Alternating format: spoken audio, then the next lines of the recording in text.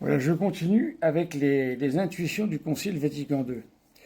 Donc je disais qu'en fait, si l'on prend un schéma, le schéma de l'Église, qui est une pyramide en fin de compte, eh bien, il y a en haut le pape, les évêques, les cardinaux, le clergé et les fidèles en bas. Eh bien, le Concile Vatican II a voulu. Il n'y a rien de nouveau. Ça serait très embêtant s'il y avait des nouveautés. Vous comprenez? Il n'y a pas de nouveauté. Euh, le dépôt révélé de la foi est fermé depuis la mort du dernier apôtre, Saint Jean. Donc ça veut dire que il n'y a plus de nouveautés maintenant. Il pouvait y avoir des nouveautés jusqu'à la mort de Saint Jean, si on peut appeler ça des nouveautés d'ailleurs. Donc le Concile a demandé à ce qu'il y ait beaucoup plus de prise de conscience au niveau des fidèles qu'ils ont un rôle au nom de leur baptême très important à jouer. Et ce rôle, eh bien, c'est de dire que, en fin de compte, vous êtes, vous, beaucoup plus présents au monde que nous. Nous, prêtres, on voit du monde, mais généralement, on voit du monde dans l'église. On est dans l'église la plupart du temps. Alors que vous, vous êtes en contact avec beaucoup plus de gens que nous. Aujourd'hui, Internet a l'avantage de faire que, voilà, je peux parler et être entendu par un certain nombre de gens qui sont loin de l'église. Mais c'est vous qui rencontrez tout le monde. Eh oui. Et bien souvent, j'ai remarqué ça, eh bien, des gens qui sont loin de l'église, ils se font une idée de l'église d'après les laïcs qu'ils ont rencontrés. Ah, j'ai vu un tel, c'est un catholique, ah, il est sympathique, hein. Ben voilà, c'est bien parti. Ah, j'ai vu un tel, il est catholique, ah, dis donc, celui-là, on ne peut pas lui parler, il se prend pas pour rien. Voilà, c'est fini. Vous comprenez? Donc voilà. Donc en fait, le Concile Vatican II a voulu qu'il y ait beaucoup plus de dialogue dans les étages. Voilà. Mais c'est toujours pas fait, ça. Ah, c'est absolument pas fait. On a beau nous raconter l'Église de la synodalité, on a beau nous raconter des tas de trucs. Non. L'Église est toujours, est toujours aussi hiérarchique et ne tient toujours pas compte, eh bien, des justes demandes des fidèles, de ce qu'on appelle le sensus fidei. Pardonnez-moi, mais qui aujourd'hui demande la messe Saint-Pie V? Des fidèles. Voilà. Bien, si on était vraiment ce que l'on prétend être, c'est-à-dire à la page de ce que demande le Concile Vatican II, mais ça fait longtemps qu'on aurait entendu tous ces fidèles de partout qui demandent la messe de Saint-Pie V. Pourquoi? Parce qu'ils ont le droit de prier comme cela leur plaît.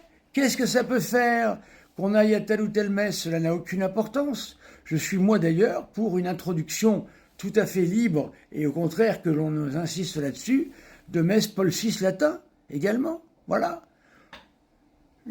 Pour moi, une paroisse idéale, ça serait une paroisse où il y a Paul VI français, Paul VI latin et Saint Pie V. Voilà. Et là, on aurait véritablement les intuitions du Concile. Le Concile Vatican II a voulu justement une messe qui permette d'être au service des fidèles, c'est-à-dire pédagogiquement plus facile d'accès pour certains. Vous avez énormément de gens qui ne comprennent pas, vous allez me dire c'est un mystère, bien sûr, mais qui ne comprennent même pas les grandes parties de la messe. Voyez-vous?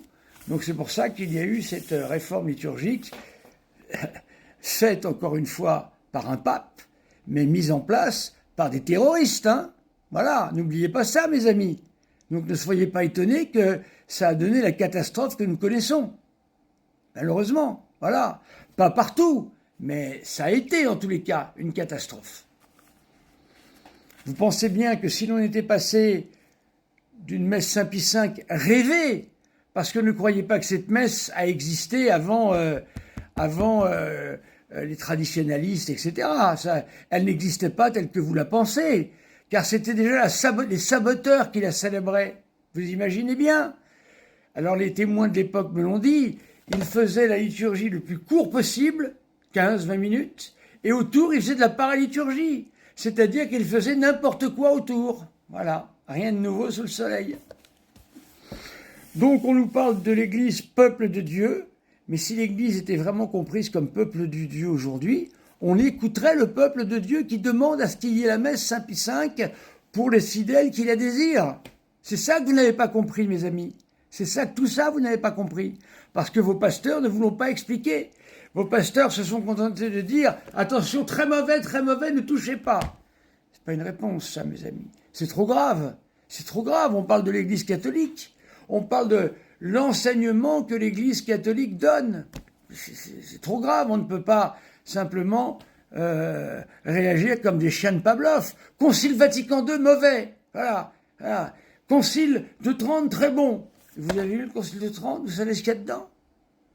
Mais est-ce que vous savez ce qu'il y a dans le Concile de Trente, mes amis? Je ne suis pas sûr. Voilà, donc l'Église, voyez-vous, alors on rappelle l'Église tout à fait traditionnelle, une sainte, catholique et apostolique.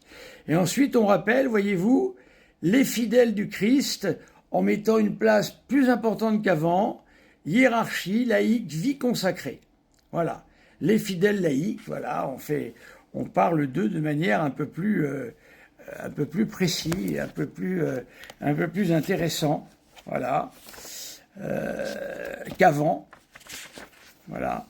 Vous savez, qu'est-ce que c'est qu'un concile? Qu'est-ce que c'est qu'un concile? Un concile, on prend le dépôt révélé de la foi, on prend la révélation, voilà, on prend la Sainte Écriture, et on va utiliser une caméra, et l'on va mettre sa caméra à un autre endroit qu'on l'avait mis jusque-là. Mais c'est toujours la même doctrine. C'est toujours la même chose. Sauf qu'on ne s'adresse pas à des catholiques aujourd'hui comme on s'adressait à des catholiques au moment du Concile de Trente. Nous ne sommes plus du tout aux mêmes périodes. Est-ce que vous comprenez ça, mes amis? Voilà. Si vous saisissez ça, vous avez compris la nécessité qu'il y a eu d'un Concile Vatican II. Alors voilà, donc il est rappelé ici des choses extrêmement classiques. Hors de l'Église, point de salut. Voilà. Mais il est rappelé des choses comme par exemple, eh bien, souvenez-vous, c'est Alexandre VIII, 1650, c'est pas nouveau tout ça. Alors, on parle de l'Église catholique, ce qu'est l'Église catholique, etc.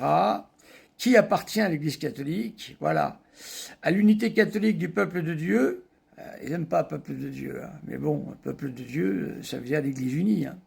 Tous les hommes sont appelés.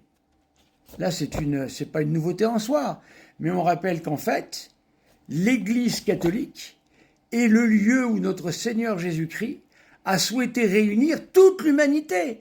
L'Église catholique, c'est pas simplement réservé à quelques personnes qui sont catholiques.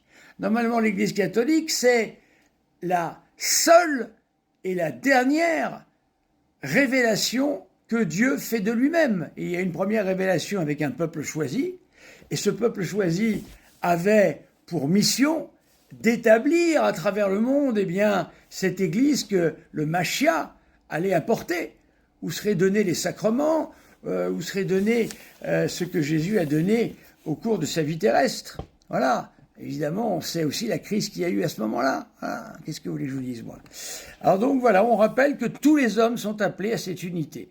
À cette unité appartiennent sous diverses formes où sont ordonnés les fidèles catholiques, à ceux qui par ailleurs ont foi dans le Christ, et finalement, tous les hommes, sans exception, que la grâce de Dieu appelle au salut.